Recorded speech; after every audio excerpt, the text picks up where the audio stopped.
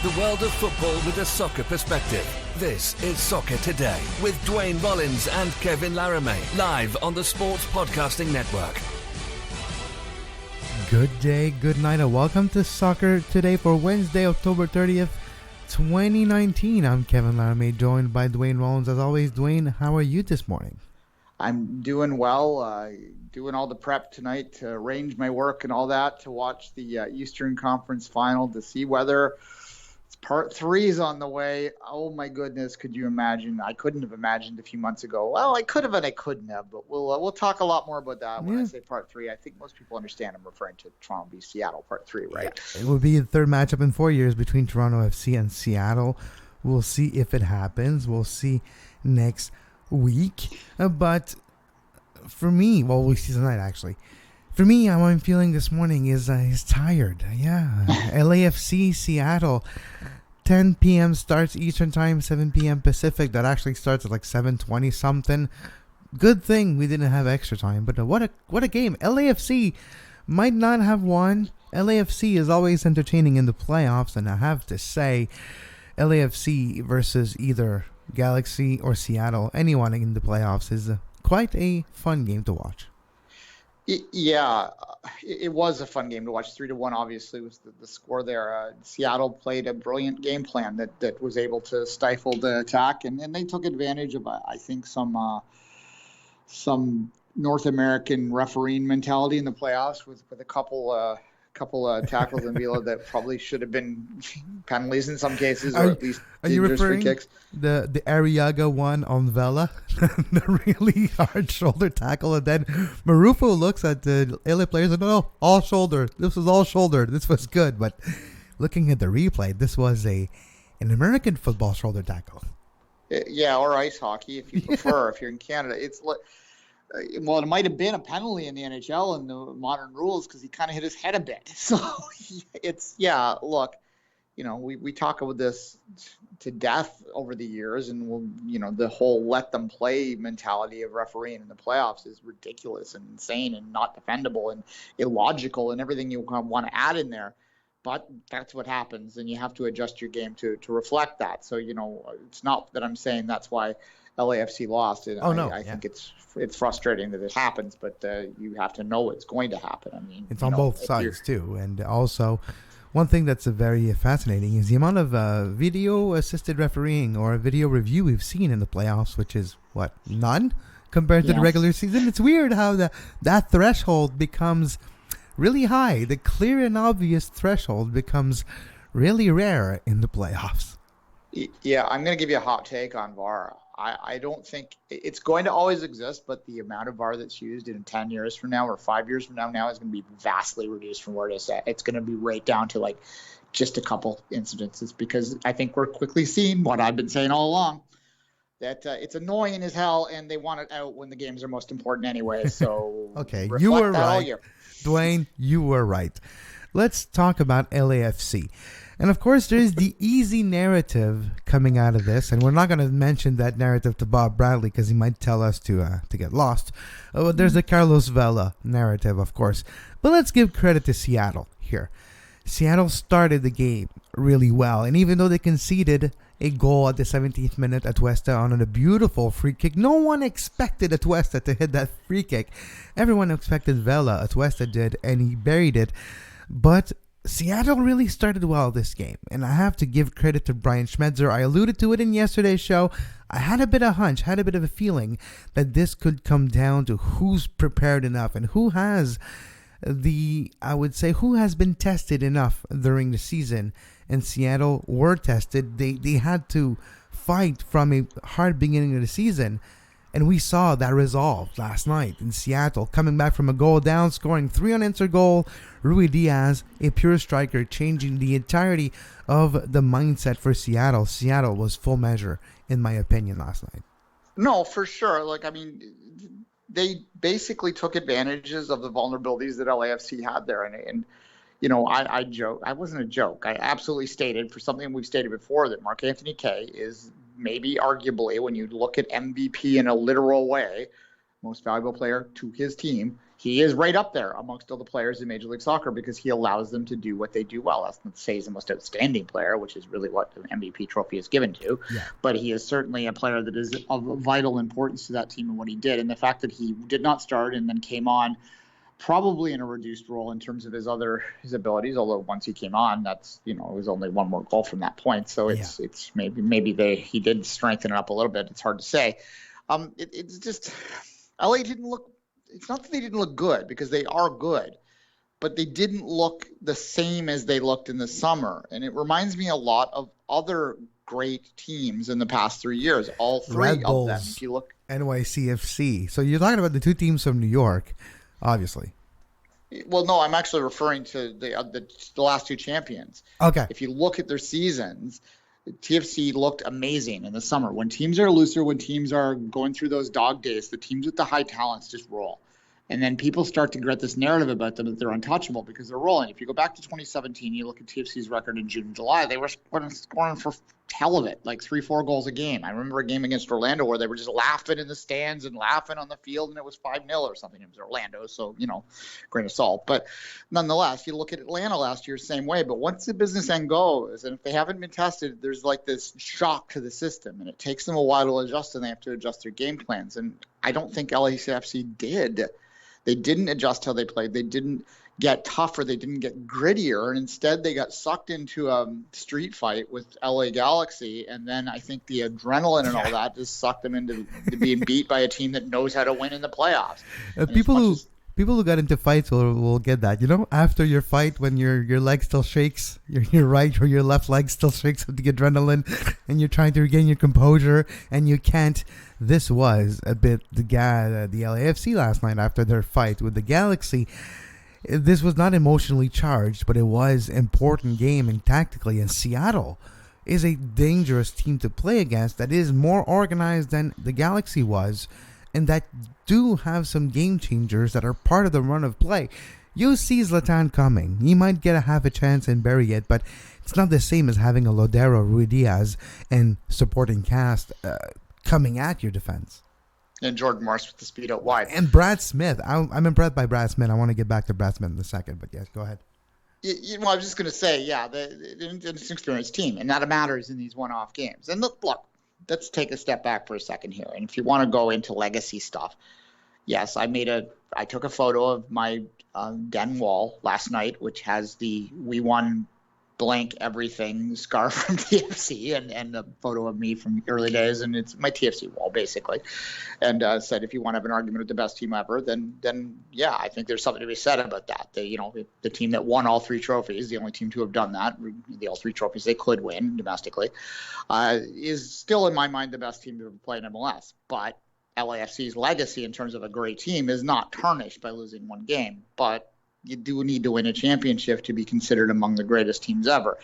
That doesn't mean they're not good. It doesn't mean that we should just throw the baby out with the bathwater here, that Bob Bradley has to start from scratch, all that stuff. In fact, I can tell you right now, they're the favorite to win the 2020 MLS Cup, right? Yeah, unless NYCFC can continue. But yeah, those two teams are still the favorite probably for next year. But let's go back to last night. I mentioned Brad Smith.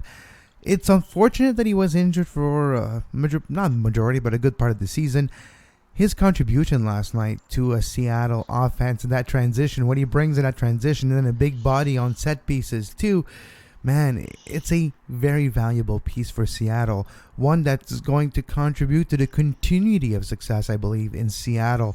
I've talked yesterday with Mickey a bit, Duane, when there were transition, you had the Dempsey era, Lodero was there for the end of that era, transitioning Rui Diaz now with Lodero, and you have the younger crop as well being groomed, and Jordan Morris there, a big part of it.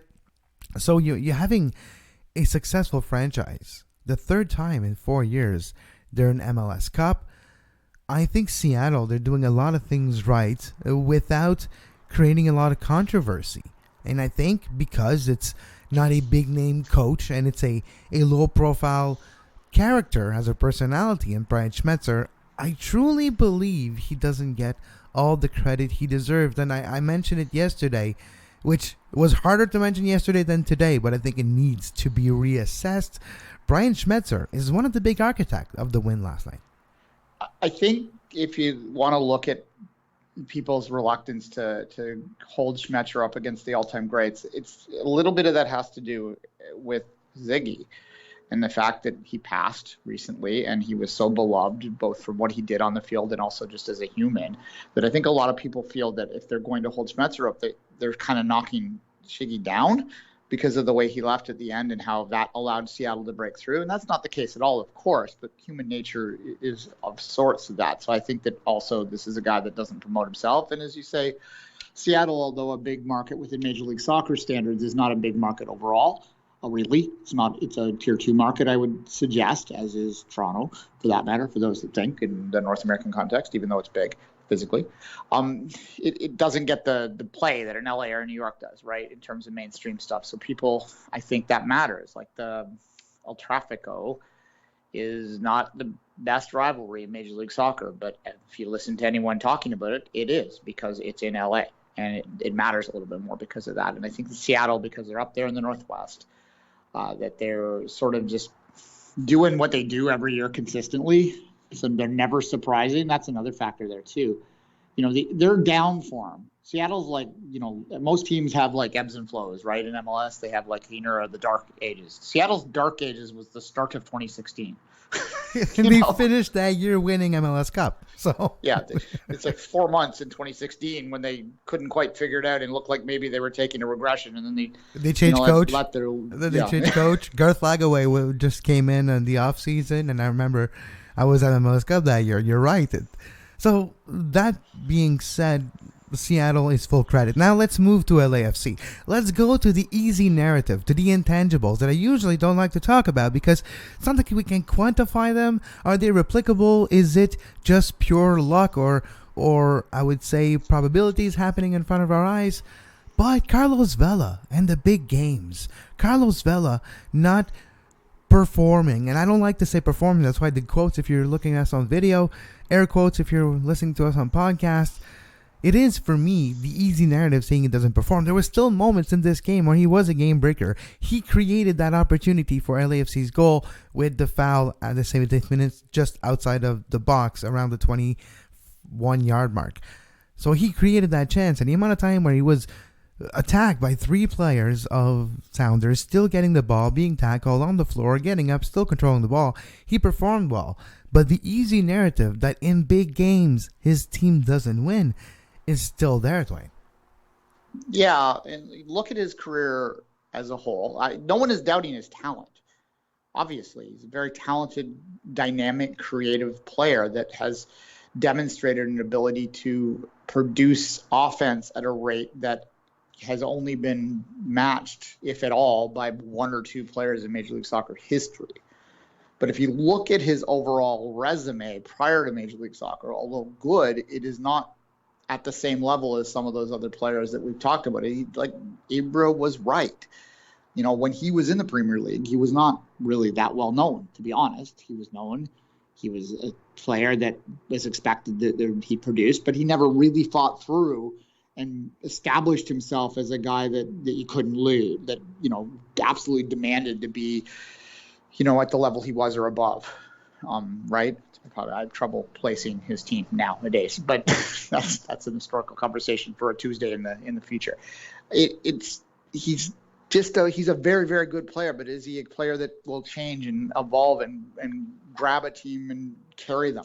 Certainly through dog days, as I said a minute ago, and that's a different sort of context. But when he's getting slashed and kicked and it matters, and this happens in Major League Soccer playoffs, it happens in the Premier League.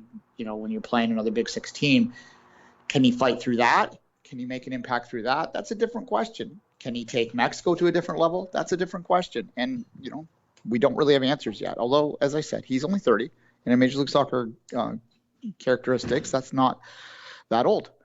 He has a couple more years left where he absolutely can prove us wrong. I don't think I'm saying he can't, so he's not proving me anything, but he can prove doubters wrong and can do this. But in terms of last night, did he fight through the shoulder checks? Did he fight through the kicks? I imagine he's pretty bruised this morning. Well, Seattle did it a little bit better, and that speaks to, again, the experience they've had going to a final 3 or 4 years now. And you can see that experience looking at Seattle play in the game. Of course, the gamesmanship late in the game, Rui Diaz staying on the field and Lodero, and it's all part of the game, especially the South American game, but it does create a certain amount of experience in game management. And I kind of figured that game management would be an influencer in this game, and it was. When you look at Marc-Anthony Kaye's coming into, maybe who wasn't fit for a 90-minute, but you don't have the same rhythm, and to truly do effectively what Marc-Anthony Kaye does, you kind of need that rhythm at the beginning of the game to get into the rhythm and the habit of intercepting, stopping, creating the momentum, moving the flow. So what he does best, it was hard for him to do so. So I truly believe Seattle won that game. But for LAFC, it's another missed opportunity of a result in the playoffs. Anything more? 2 years, though. I know, it's 2 years. That's the thing. It's 2 years. They got the Supporters' Shield. They got the best season in Major League Soccer regular season history. And it'll stay like that until next year. It's just another chapter. The story will still be written. The book ain't over yet. It's just the second chapter. And it's not a bad chapter at all.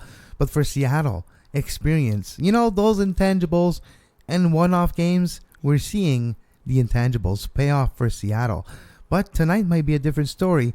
And if you don't have anything else to add on Seattle and LA, Duane, I think we have time for a little break. Well, just sure, quick. It took Seattle 7 years to win MLS Cup, even though they were always right there. So, I mean, it's hard to win. So I don't think LAFC, there's anything proven defective about them by the fact that they somehow haven't managed to win MLS Cup within 24 months. God forbid, right? Exactly. Atlanta did, though, but that's why probably LA is having the bar really high, because they're the big, flashy expansion team that came after the big, flashy expansion team. So they have a blueprint, and they're a year behind now. But on that note, we'll take a quick break, come back and talk about Atlanta United and TFC. You are listening to Soccer Today. Follow us on Twitter at SoccerTodaySPN and like our Facebook page, facebook.com/Sports Podcasting Network. You can find the podcast version of all the shows we do on iTunes, Apple Podcast, Google Play Store, TuneIn Radio, iHeartRadio, and anywhere you get your podcast. And we're back on Soccer Today. If you're watching us live on Twitter, make sure you click that follow button. If you're watching us on YouTube, make sure you click that subscribe button right here underneath the SPN logo. Tonight, TFC will travel. Well, they already traveled to Atlanta to face Atlanta United. And if you want to know more about Canadian soccer, first of all, make sure you go to our Patreon page, where Duane and I had Coach Dino Morley yesterday, coach of the Cape Breton Capers, who are getting ready for next week's semifinals of the Atlantic University Sports Championships. You can listen to that on the Two Solitude Soccer Podcast for $2 a month, where Duane and I go deep in Canadian soccer. But tonight, for Canadian soccer, maybe a third trip to Major League Soccer's most popular game, MLS Cup, for Toronto FC, or a second trip in consecutive years for Atlanta is on the line tonight. Least I be accused of being Toronto-centric, I will say that it is a big night for Canadian soccer fans who happen to also support Toronto FC. So let's say that, although I'm sure it'll be a night that interests a lot of Canadian soccer fans, regardless of who they support, because hate watching is a thing. But this is a game that I know you didn't think they'd be in, for sure. And I would have given them maybe a 5 or 10% chance of being in about 5 months ago. But they started to turn things around in August, and they got the wing support in, the width that Vanny had been long begging for. And even though he didn't always play them, which confused people after they got them in, something changed. There was a confidence change that happened within TFC. And I think adding Omar Gonzalez was actually the bigger piece back then. And suddenly when you look heading into the playoffs, TFC suddenly has the third best points per game of any team over the last 10 games of any team in the playoffs. And you have to start thinking of them as a top 4 team. And here they are in the top 4. Is this the cap for them? It might be. Atlanta's very good, as we know. They're at home. So I would say Atlanta is a deserved favorite in this. But NYCFC was a deserved favorite in this. And Toronto FC is playing very loose right now. They are, playing with house money, so to speak. I don't think anyone could argue that this is not going to be a success. This hasn't been a successful season because this is a league. This is a part of the world where we look not at the whole, but we look at the end when it comes to evaluating teams. And TFC is in the Final Four. It's a successful season. Now, let's talk about tonight. Let's not necessarily look at what could this mean for Toronto FC or for Atlanta. We can do that tomorrow. Let's look at the matchups tonight. Of course, let's go straight to the point, the Josie Altidore point. He was not in Atlanta yesterday. Apparently, he's arriving in Atlanta today. Apparently, he had an MRI yesterday. So all those are allegedly, we don't know. It's people on Twitter, different sources. But apparently, he had an MRI with his personal physician. So what does that tell you, Duane? Yeah, well, Gareth Wheeler was the person who reported the MRI with the personal physician. And Gareth does have an affiliation with the club. One sort of arm's length, but he's still there. So I would trust that that's probably truth. Now, whether or not that means he's playing tonight or whether that's just more decoy wish, who the hell knows? It's playoffs. We're never going to know until the game time. Most people are evaluating this game and talking about this game as if he's not playing. That suggests to me that most people share my opinion that Josie he's like, a decoy, as I said, that they're going to keep trotting him around, keep planting the seed in Atlanta's head that he might have to play so that they have to prepare a game plan with the idea that the big man might be in there. So, does it matter at this point, though? That's the other question. But yeah, Josie, if he plays and he's healthy, which are two big ifs, it does suddenly take this maybe 60-40 breakdown into a 52-48 kind of thing, because he does have the ability and the history in Atlanta to score in big goals and big goals in big moments. And then we talked about Seattle a lot in the last block. Toronto, Atlanta did it last year. Toronto has done it just as much. And in fact, arguably, I don't think there's any arguably about it, they have done more of it than Atlanta since they did it in 2016. They did it in 2017. They did it in 2018 in the beginning of the season too. So this is just a continuation of that. And Josie would be a massive part of that, as if he is as well as he was back then. The question I have, and it's going to be my next question. It's going to be my next question. Okay, you go ahead, ask it. Will Omar Gonzalez be playing tonight? Well, I'll come back to what I was going to ask you. But okay. Yeah, Omar Gonzalez, I think, is far more likely. Yeah, I think so too. But at the same time, there is a question, and this sort of speaks to what I was going to say, is that Toronto FC, it seems silly to suggest it, but if Omar Gonzalez and Josie Altidore are 80%, Toronto FC's won 2 playoff games without them. Are they better off with an 80% Josie and 80% Omar? Now, I think there's more argument to be made they're better off with an 80% Omar than they are with an 80% Josie, because Josie could always come off the bench or something. But they've been winning with what they've been doing. They've changed the formation. Yeah. They've figured out a way that works with them. They have that false nine with Pozuelo, who is playing as well as he did when he first came back in the league, as well as he did in the last stages in Belgium. I think for the first time in a while. Because he finally had a little break or something. He came literally straight from, since last fall, he had nonstop soccer, right? So you do hit a wall during the season. I think that's what happened with Pozuelo. For Omar Gonzalez, I kind of hope for TFC's sake that he does play. And here's my thinking. And this because friend of the show, Tristan Amour, a colleague in Montreal, journalist, writes for Pro Soccer USA. Him and I had this conversation many times this year, Duane. Laurent Simon will save you oftentimes a lot. And you'll create oftentimes one big save or big moment that he'll save in a game as a defender. But also, usually he has one big mistake a game too that usually leads to a goal or to a big chance. So far, he didn't make that mistake. But it can happen. And the more it doesn't happen, he's due. And maybe that mistake could be tonight. Maybe not. And I hope for TFC that it doesn't. Or hopefully Omar Gonzalez is healthy enough to play for TFC. But it does always have a potential risk factor. When Laurent Simon is your starting center back, he's going to be great. He's going to have a great high in the game, but also could create a disturbing moment. Yeah, well, for sure. I mean, he's been scary at times, and his foot speed is not very good. I don't really see him making big mistakes as much as him getting beat on the pace lately. I mean, when he won Defender of the Year, he was what? How was that? 5 years ago or 4 years 2015, Laramee 2015 Defender of the Year. So that's for almost 5 seasons from now, right? Like we're at the end of 2019, so it's almost 5 years, and that's in a player's lifespan, a huge amount of time.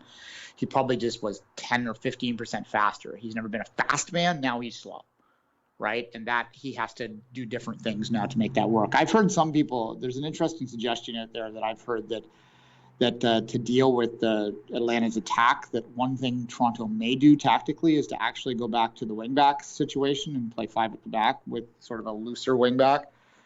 So basically you put Simon in there with Omar in the middle and Mavinga to his other side, and then you play with your 2 fullbacks playing a little deeper than they would normally. So they're more fullbacks than they are wingbacks. Using a Larea and who else?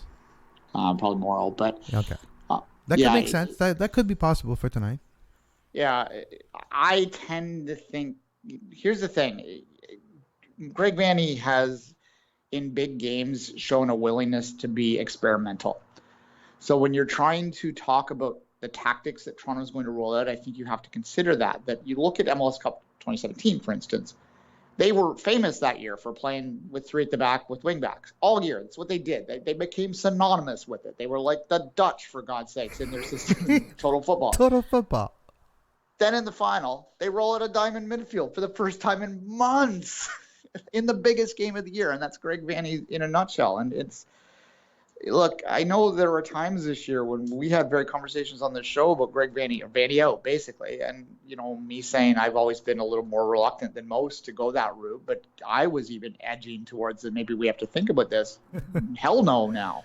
This has been Greg Vanney's best month in his entire coaching career. Yeah. So we'll see what happens tonight, but don't be surprised if it's something that you didn't think of. It's interesting, too, because it all started as well with the Canadian Championship and the loss of Toronto FC to Montreal in the Canadian Championship final, and how Greg Vanney answers those questions and how he moved on from that defeat that did sting. Toronto did have eyes on next year's CONCACAF Champions League. They always do. But this time around, they were looking at the playoffs, too, and the possibility they do have. Now, we'll see. On Atlanta's side, the question is, can Toronto's backline stop Josef Martinez? And Atlanta has been really good. Of course, there's banged up. There's injuries. Of course, famously, Michael Parkhurst. But when you look at Atlanta also, they have been successful without 2 players that can be important for this team, but haven't stepped up yet. Talking about Ezequiel Barco, of course, and P.T. Martinez. P.T. Martinez has been on the bench lately. But can those 2 players be the X factor for Atlanta tonight? P.T. Martinez, of course, started the last game, surprising most people. Got this term that I hate that has become a part of the lexicon of MLS coverage lately is game-winning assist, which... Anyway, he got an assist on the game-winning goal. This is a thing that I keep hearing now. I think it has something to do with Pulisic. But anyway, it's okay. I'm getting a little too Canadian now. Backing off. No, can he have an impact? Yeah, obviously he was a huge player. He's also a moody player. But he's a player that if you look at his career in South America before he came, that his biggest performances were in the biggest games. So that's perhaps why DeBoer played him in the playoff game last time, and why I suspect he'll play now. Atlanta's got a lot of talent, though, and they really do across the board. Their only vulnerability right now, as you mentioned, Parkhurst a minute ago, his injury. He was training today, but it's hard to see how you're going to play after blowing your shoulder out.